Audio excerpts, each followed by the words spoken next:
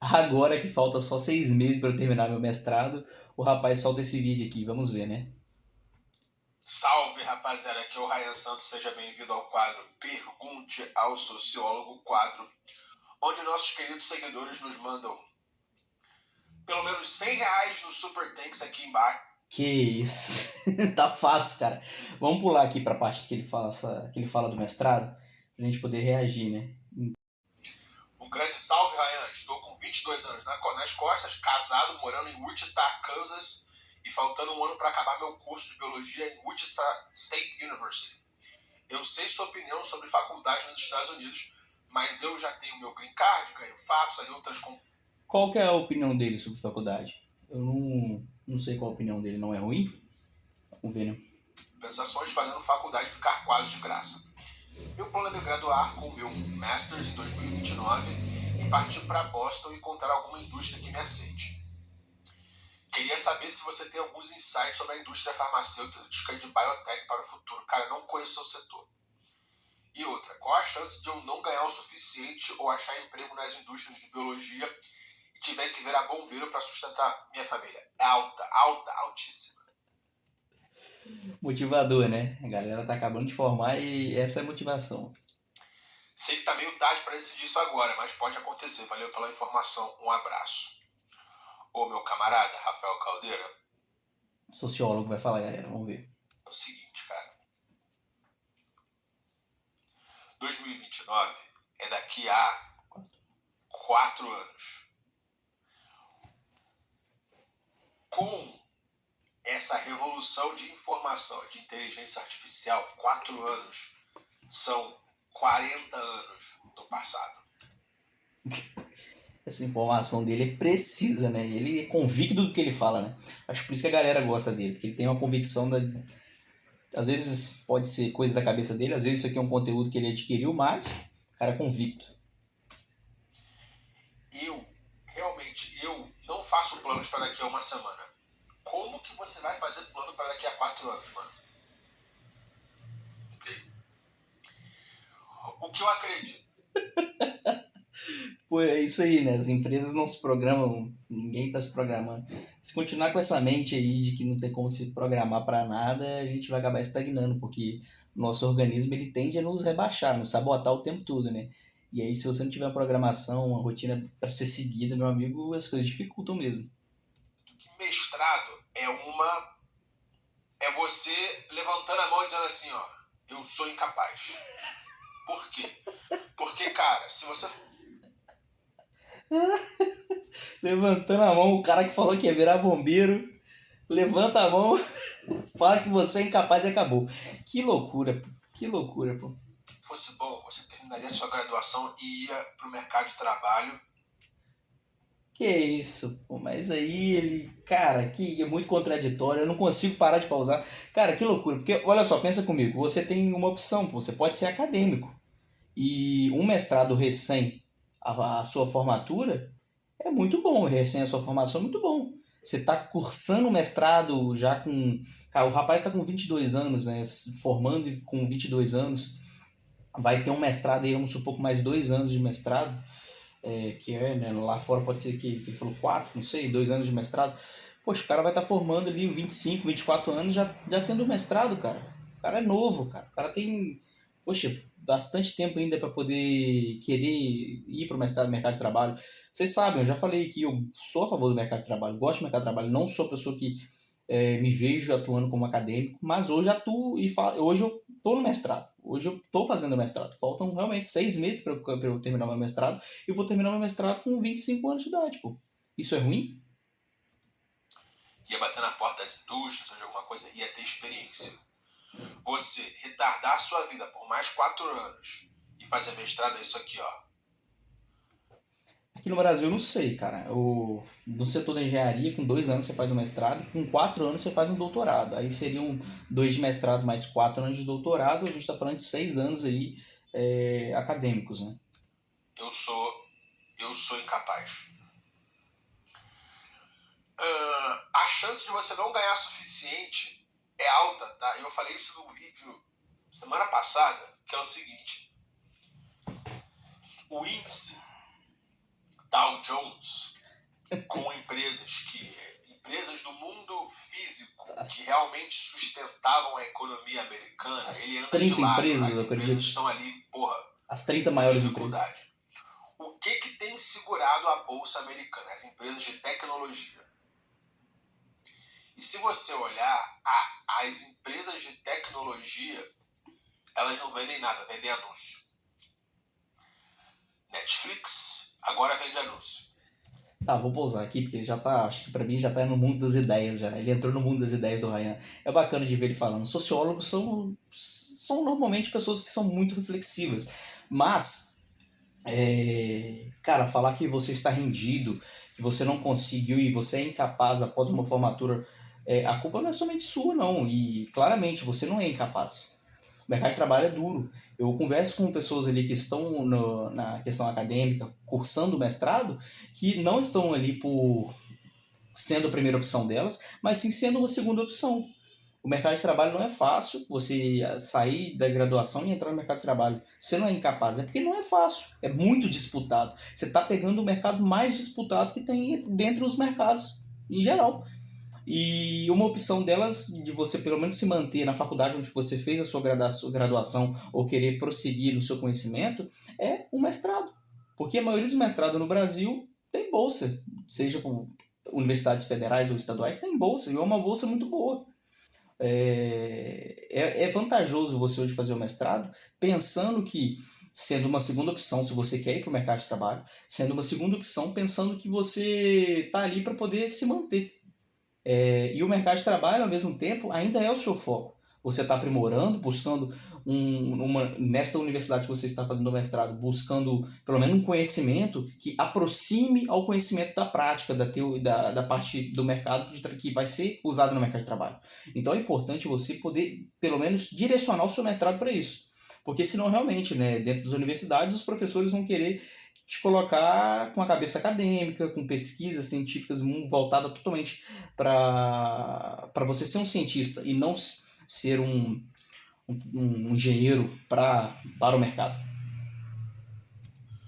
A Google vende anúncio. A Meta também vende anúncio. Okay? Então, o que eu quero dizer com isso?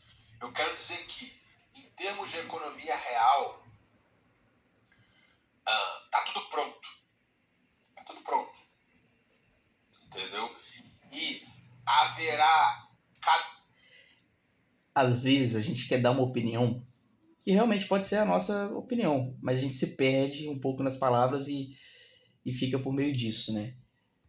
Pronto. Resultado. Entendeu? E haverá cada vez menos grana. Tá tudo pronto. Tá tudo pronto. Resultado. Tá tudo pronto. De tudo que ele vem falando, Dow Jones aqui e da índice ali, da índice carro, resultado, tá tudo pronto. Tá tudo pronto. Entendeu? E haverá cada vez menos grana para engenheiros, para pessoas que realmente agregam valor à economia, cara. É o que eu tenho sentido.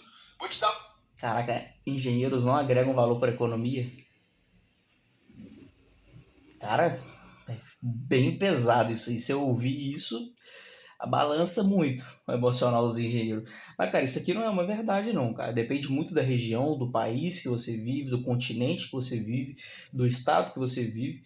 E você não pode comparar um país desenvolvido. Claro que ele tá falando para um rapaz que é do exterior, né? Tá querendo ir para Boston e tudo mais. Mas não pode fazer esse comparativo dos Estados Unidos e jogar para o Brasil assim de maneira fácil, não. Aqui no Brasil, né, a gente sabe que os engenheiros movimentam muito essa questão econômica no país. Não é o maior, mas movimenta bastante. E não é o maior simplesmente até por conta da fiscalização dos órgãos que devem se fiscalizar, igual o órgão da engenharia civil ali, o CREA, muitas vezes deixa a desejar, né? A gente vê casas sendo construídas sem pelo menos ter o direcionamento de um engenheiro. Não vai ter um projeto, é uma casa simples, de um pavimento, não vai ter um projeto. Porque você consegue encontrar nas normas os padrões, porém não ter um engenheiro para poder ter um respaldo estrutural, ou pelo menos tem um arquiteto ali, né, para poder demonstrar isso de maneira lúdica ou de maneira detalhada sobre, né, as dimensões, a estrutura, a arquitetura em geral.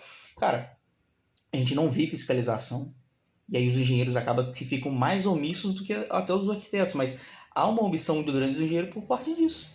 As prefeituras não vão fiscalizar também, e o que deveria ter uma RT, que deveria ter um projeto estrutural, que deveriam ter pelo menos um direcionamento de um engenheiro civil, não tem e não há fiscalização para que tenha.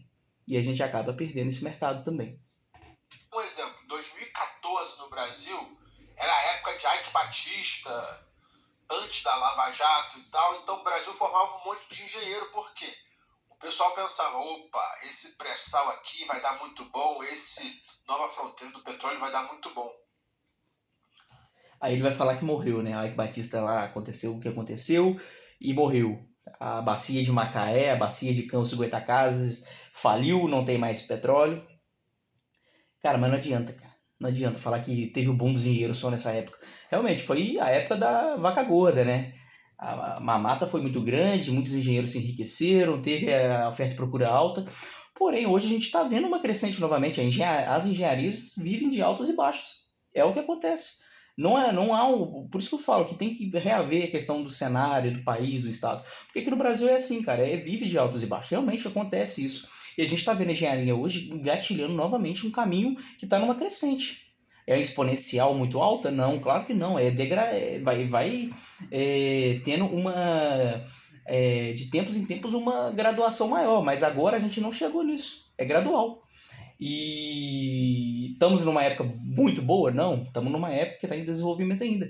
E com a bacia, agora que a gente está falando de bacia, com a bacia nova que está vindo lá na parte do norte do país, pode ser que tenha já esse novo empenho impulsionando para que nós, os engenheiros, possamos ter mais frente de trabalho. Só que o que você vê hoje em dia é aquela galera que se formou naquela época andando de Uber, e quem está nadando do dinheiro? O pessoal de cassino. Pô, eu queria ver o índice de engenheiros que formaram e viraram Uber, o total. Esse número eu não tenho, eu queria ver. Queria entender qual que é essa porcentagem. Complicado. Postos, caralho, que entre aspas são empresas de tecnologia, porque são na nuvem, são na internet, e giram um dinheiro absurdo com poucos funcionários. Cara, o meu conselho aqui pra você, cara, Escuta, não planeja muito lá na frente, não, que o mundo muda muito rápido. gaguejou porque tá pesado, é muito pensamento ali, refletindo muitas coisas, porque realmente ele tem pontos positivos aqui no que ele tá falando. O mundo, até eu gaguejei, muda muito mesmo, realmente. A engenharia tá vivendo de altos e baixos aqui no país, né? Porém, na região que ele está vivendo lá, onde a gente vê aqui diversos anúncios, venha para o exterior, venha aqui, Inglaterra está necessitando de engenheiros, Portugal está falta de mão de obra, está precisando de engenheiro também, e sei lá das quantas, do tanto que a gente vê aqui no Brasil anúncios para isso, né, falando que é fácil ir para fora e tudo mais, a gente vê que realmente o planejamento fica difícil. Lá fora tá fácil, aqui no Brasil tá difícil. Como que eu vou me planejar? Mas não é para você não se planejar, você tem que ter um planejamento, cara. Não tem como você entrar no mestrado sem um planejamento, sem pelo menos decidir, vou terminar o mestrado, não vou fazer doutorado, porque aí já é muito acadêmico. Aí eu tô direcionando minha vida para ser cientista, para estar no ramo acadêmico e estar desenvolvendo os assuntos, até mesmo dar aula, ser professor e tudo mais. Então, não, tem uma estratégia, um planejamento, fala, olha, eu tenho meu mestrado aqui como um plano B, mas durante o mestrado vou me desenvolver em outras coisas, vou tentar fazer network, buscar ter novos contatos, me lançar no mercado de maneira, né, natural, e aos poucos você vai crescendo, né? Você pode retornar para a sua cidade ou manter na cidade onde você está fazendo a graduação, ou se você é da mesma cidade, muito bom ainda, você pode ter até você pode ser até mais conhecido no mercado mais rápido. Mas é bom você ter um planejamento. 4 anos de planejamento não é ruim. A questão é, vamos planejar primeiro um ano, depois de um ano, vamos planejar 2 anos, e depois de 2 anos a gente pode dar um passo para 4 anos. Faz 3 planejamentos, faz um micro, um médio e um macro. E vê ao longo do tempo como que essas coisas vão se desenvolver. Eu não tô falando de metas, não tô falando de papo de coach, não, mas, cara, você tem que ter um planejamento, tem que ter uma estratégia, porque você tá ali, fez a sua graduação, formou na engenharia que demanda de estratégia, de projeto, de planejamento, para na sua vida profissional agora não ter uma estratégia, um planejamento, isso é um tiro no pé, isso é uma hipocrisia. Tá se formando agora já? 22, tá se formando agora? Mano, começa a soltar currículo nos Estados Unidos inteiro, mano. Não só em Boston. Mano, todo mundo. Você vê anúncio sei lá, no celular, o que aparece é anúncio pra você ir pra fora. Não tem como, cara. Não tem como. Tá fácil lá Quanto fora, mais né? cedo você adquirir experiência técnica de mercado, melhor vai Muito ser bom. para você. Porque a minha preocupação é, você tem 22 se formando com 23. Daqui a 4 anos pós-mestrado você vai ter 27. Sabe o que eu... Se eu pegar o currículo de alguém com 27 anos, zero experiência de trabalho, eu vou rir da cara dele, cara. Eu não vou nem chamar para uma entrevista no telefone. Não dá, não dá. Ao longo do seu mestrado, 27 anos, cara. Que isso? Mas ao longo do seu mestrado, você formando com uma idade boa, igual tu vai formar com 25, você poder ter atuações de maneira autônoma, ter desenvolvimento pessoal seu e empenho, qual empresa não vai olhar e falar que isso é ruim? Pô? Você buscou, você correu atrás, você teve a sua autonomia para fazer isso sem depender de uma empresa e teve alguns resultados. Qual empresa vai achar isso ruim? Pô? Você se destacou de alguma forma, seja mínima, você destacou. Beleza? Tamo junto. Então é isso, tamo junto. Cara, é difícil falar sobre isso, é polêmico demais comentar sobre a parte acadêmica e a parte do mercado de trabalho, mas é um assunto muito bom a ser falado, né, ser refletido. Espero que você tenha gostado, né? Dá uma valorização e curte. Comenta aí o que você achou, se você discorda, você concorda.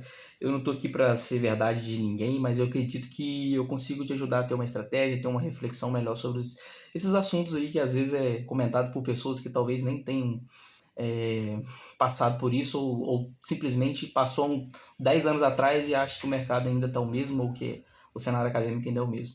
Então é isso, pessoal. Um abraço.